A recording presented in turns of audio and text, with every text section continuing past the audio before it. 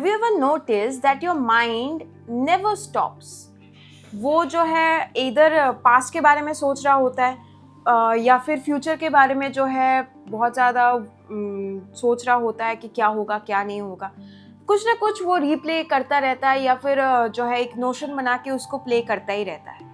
And ये बहुत ज़्यादा एग्जॉस्टिंग होता है। महर्षि पतंजलि जो है इसी चीज़ को अपने योग दर्शन में सेकंड सूत्र में ही डिफाइन करते हैं। तो आज इसी टॉपिक के बारे में थोड़ा सा डिटेल में जानते हैं। चलिए आइए शुरू करते हैं।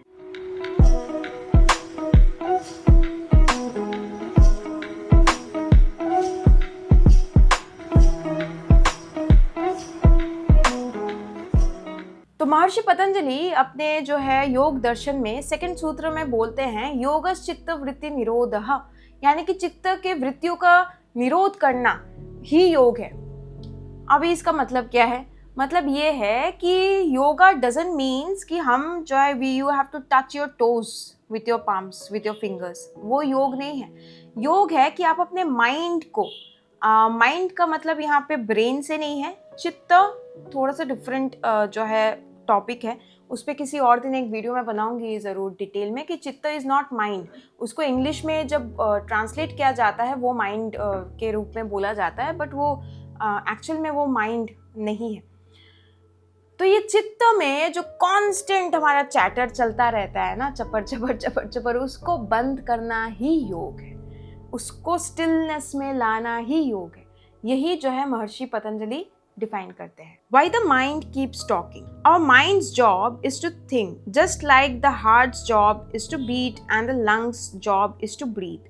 So when you try to stop thinking, you are going against its nature. That's why the harder you try to silence it, the louder it gets. हमारा माइंड या फिर चित्त जो है हमेशा ये चैटर क्यों करता रहता है पता है? 3 चीज़ों की वजह से। इधर वो आपको प्रोटेक्ट करने की कोशिश कर रहा है, प्रोटेक्ट करने की कोशिश इन द सेंस कि पास्ट में आपके साथ अगर कुछ हुआ होगा तो प्रेजेंट में जो है सेम सिचुएशन आ जाए तो वो बार बार प्रोटेक्ट करता है आपको ओवरथिंक करवा के। सेकंड, वो फ्यूचर प्रेडिक्ट करने में लग जाता है ताकि वो मतलब नेक्स्ट क्या होगा वो आपको पहले से ही बता के रख सके, इसी वजह से। थर्ड है टू प्रूव समथिंग, कि हमेशा उसको रहता है कि वो मतलब अपने आप को प्रूव करे, अपने आप को प्रूव करे। इन तीनों चीज़ों की वजह से, यही 3 कारण है, आप देख के मतलब थोड़ा सोच के आप देखना, यही 3 कारण है कि हमारा जो मन है वो कभी भी शांत नहीं बैठ पाता। एंड इस एनर्जी को रजस एनर्जी बोलते हैं। हमें पता है ये जो यूनिवर्स है वो 3 गुणों से बना हुआ है, सत्व रजस तमस। तो ये जो एनर्जी हमेशा रहता है ना, रेस्टलेसनेस का एनर्जी, ये एक्चुअली रजस एनर्जी है। जब हमारा बॉडी जो है वो राजसिक एनर्जी से भरा हुआ होता है। How to quiet the mind without forcing it? First, witness and don't wrestle, यानी कि फाइट मत कीजिए।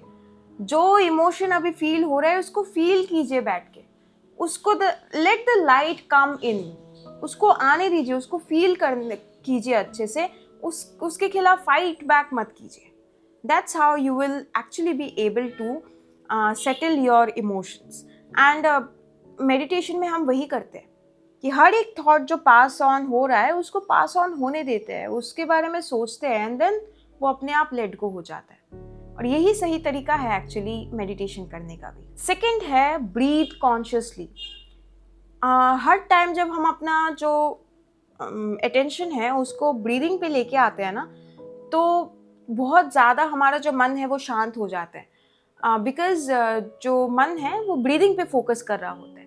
तो इसको सप्रेशन नहीं बोलते, इसको रीडायरेक्शन बोलते हैं कि हमारा मन वो तो शांत बैठेगा नहीं, उसका तो नेचर ही है ना, वो जो है चंचल रहेगा।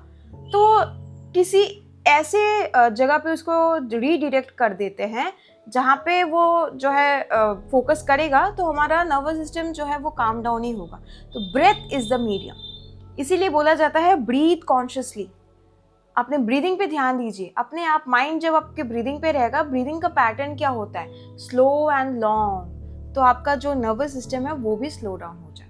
Third, simplify the inputs. जितना नॉइज, जितना कचरा आप अपने अंदर डालेंगे उतना ही प्रॉब्लम में फंसेंगे।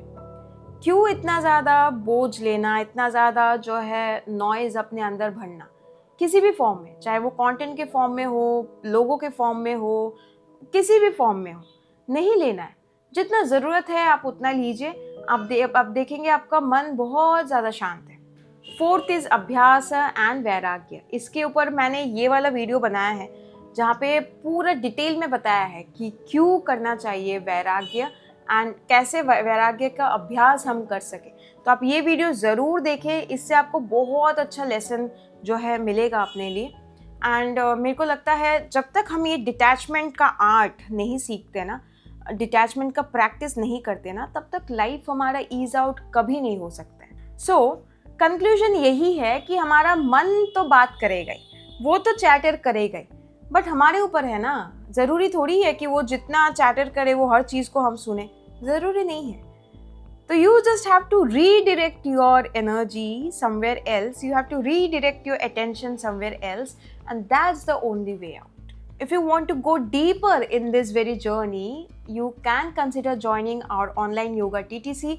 TTC सिर्फ एक सर्टिफिकेट कोर्स नहीं है, it's a way of life, एक लाइफ चेंजिंग एक्सपीरियंस है जहाँ पे yoga philosophy, Ayurveda, anatomy, teaching method सब कुछ जो है वहाँ पे हम डिस्कस करते हैं एंड इन डेप्थ डिस्कस करते हैं। हम अपने स्कूल में 200 आवर्स एंड 500 आवर्स TTC करवाते हैं and we are affiliated under the Indian yoga association.